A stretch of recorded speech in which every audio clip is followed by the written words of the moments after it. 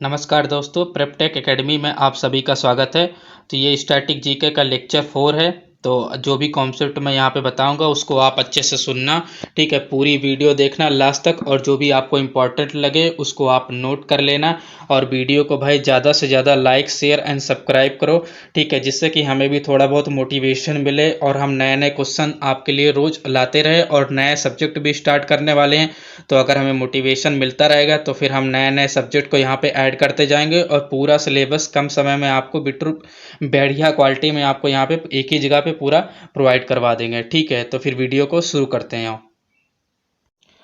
पहला क्वेश्चन देखते हैं यहाँ पे।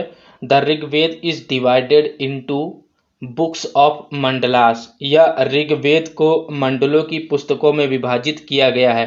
तो ऑप्शन है यहाँ पे 34, 10, 8 या 12। तो यहाँ पे करेक्ट आंसर होगा 10, क्योंकि जो वेद हैं वो 4 प्रकार के हैं: ऋग्वेद, यजुर्वेद, सामवेद और अथर्ववेद, जिसमें ऋग्वेद जो है वो सबसे पुराना वेद है। तो ऋग्वेद को समझने के लिए उसको 10 मंडलों पुस्तकों में विभाजित किया गया था, और ये 10 मंडल थे। इनको समझने के लिए ब्राह्मण ग्रंथ का आविष्कार किया गया था, कि जिससे कि जो हमारे वेद हैं उनको अच्छे से समझा जा सके और उसके अंदर से जो इन्फॉर्मेशन है वो सही सही लोगों तक पहुंच सके और उनसे लोग सीख सके। क्वेश्चन नंबर 2 देखते हैं यहाँ पे। The climate of Assam can be described. Option A tropical monsoon rainfall climate, option B tropical dry climate, option C subtropical humid climate, या option D mountain climate. Hindi में आसाम की जलवायु का वर्णन किया जा सकता है। तो यहाँ पे करेक्ट ऑप्शन है ए ट्रॉपिकल मानसून रेनफॉल क्लाइमेट, क्योंकि आसाम में जो क्लाइमेट पाया जाता है वो ट्रॉपिकल मानसून रेनफॉल क्लाइमेट पाया जाता है। और एशिया में जो सबसे पहले तेल की खुदाई हुई थी, जिसे ऑयल ड्रिलिंग बोलते हैं, वो आसाम में ही की गई थी। आसाम को लाल नदी और नीली पहाड़ियों की भूमि भी कहा जाता है। आसाम उत्तर पूर्व भारत का प्रवेश द्वार भी है। क्वेश्चन नंबर 3 देखते हैं यहाँ पे। In order to overturn the British rule through arms, the Kakori conspiracy was planned by the members of the dash in 1925। 1925 में डैश के सदस्यों द्वारा हथियारों के माध्यम से ब्रिटिश शासन को उलटने के लिए काकोरी षड्यंत्र की योजना बनाई गई थी। तो ऑप्शन है यहाँ पे Hindustan Republican association, Indian National Congress, Indian national army या गदर पार्टी। तो यहाँ पे करेक्ट आंसर है option A Hindustan Republican association, क्योंकि 1925 में हिंदुस्तान रिपब्लिकन एसोसिएशन के सदस्यों द्वारा काकोरी साजिश की योजना बनाई गई थी। इसे काकोरी ट्रेन रोबरी के नाम से भी जाना जाता है। और जिन लोग को नहीं पता उनको बता दें कि हिंदुस्तान रिपब्लिकन एसोसिएशन एक रिवॉल्यूशनरी ऑर्गेनाइजेशन था भारत का, जिसे इस्टेब्लिश किया गया था 1924 में। और इंडियन नेशनल कांग्रेस, जो कि उसमें एक पॉलिटिकल पार्टी थी, उसे फाउंड किया गया था, मतलब बनाया गया था 1885 में। क्वेश्चन नंबर 4 देखते हैं। What was the capital of the French colony in India, या भारत में फ्रांसीसी उपनिवेश की राजधानी क्या थी। तो ऑप्शन है यहाँ पे पौंडीचेरी, कैलिकट, कोचीन या गोवा। तो करेक्ट आंसर है यहाँ पे ऑप्शन ए पौंडीचेरी, क्योंकि पौंडीचेरी भारत में फ्रांसीसी का मूल मुख्यालय था और ये 138 वर्षों तक फ्रांसीसी शासन के अधीन भी रहा था।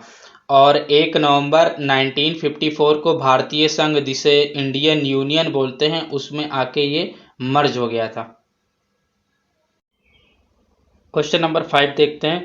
विच of the following Indian national political parties is reputed to be one of the oldest founded in 1885 and has experienced many splits, या निम्नलिखित में से कौन सा भारत का राष्ट्रीय राजनीतिक दल 1885 में स्थापित सबसे पुराने में से एक माना जाता है और कई विभाजनों का अनुभव किया है। तो ऑप्शन है यहाँ पे Bharatiya communist party Marxvadi, option B is Bharatiya Rashtriya Congress, option C is Rashtravadi Congress party, या option D Bahujan Samaj party. तो यहाँ पे करेक्ट आंसर है option B Indian National Congress, क्योंकि इंडियन नेशनल कांग्रेस जो कि इंडियन नेशनल पॉलिटिकल पार्टी में सबसे पुराने में से एक जाना जाता है और इसकी स्थापना 1885 में हुई थी और इसने कई विभाजनों का अनुभव किया है। यहाँ पे विभाजन का मतलब स्प्लिट्स है। और भारतीय राष्ट्रीय कांग्रेस जिसे इंडियन नेशनल कांग्रेस बोलते हैं वो भारतीय राजनीति में एक महत्वपूर्ण भूमिका निभाती है और जो इसका सबसे पहला सेशन था वो बॉम्बे में हुआ था। और इंडियन नेशनल कांग्रेस को दो ग्रुपों में डिवाइड किया गया था। पहला जो ग्रुप था उसके लीडर थे लाल बाल पाल और जो दूसरा ग्रुप था उसके लीडर थे जी.के. गोखले। और जो पहला ग्रुप था उसको हम लोग बोलते हैं एक्सट्रीमिस्ट। एक्सट्रीमिस्ट का मतलब होता है यहाँ पे उग्रवादी। और जो दूसरा ग्रुप था उसको मॉडरेट्स बोलते थे। मॉडरेट्स का मतलब होता है नरमपंथी। क्वेश्चन नंबर 6 देखते हैं। Sanitation is more important then independent, who said this? या स्वतंत्रता से अधिक महत्वपूर्ण स्वच्छता है, यह किसने कहा था? तो ऑप्शन है यहाँ पे option A C Rajagopalachari, option B is Mahatma Gandhi, option C is Jawaharlal Nehru and option D is Subhash Chandra Bose. तो यहाँ पे करेक्ट आंसर है महात्मा गांधी, क्योंकि महात्मा गांधी ने कहा था sanitation is more important then independence, मतलब कि स्वतंत्रता से ज़्यादा जरूरी स्वच्छता है।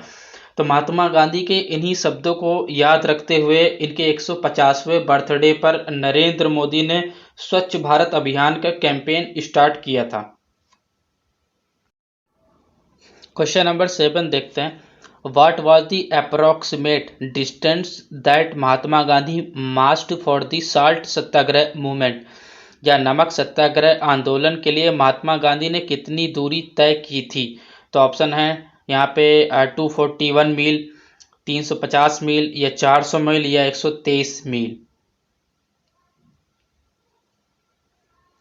तो यहाँ पे करेक्ट आंसर यहाँ पे 241 माइल्स का दूरी तय किया था, क्योंकि महात्मा गांधी ने इस मार्च की शुरुआत जो थी वो अपने 75 वॉलंटियर के साथ में किया था और यह मार्च लगभग 241 मील तक का चला था। ठीक है, और इसे स्टार्ट किया था साबरमती आश्रम से लेकर ढांडी तक का ये मार्च चला था। ठीक है, और लगभग जो इसके लिए अगर दिन में बात करें तो 24 दिनों का ये मार्च था और ये 12 मार्च 1930 से 6 अप्रैल 1930 तक ये मार्च का जानते हुए चला था ये पूरा। क्वेश्चन नंबर 8 देखते हैं। The human development index was developed by dash in 1990, या 1990 में मानव विकास सूचकांक द्वारा विकसित किया गया है। तो ऑप्शन है यहाँ पे Mehboob Khan, option B is Amrita Sen, option C is Syed ul Haq and option D is Mehboob ul Haq and Amrita Sen.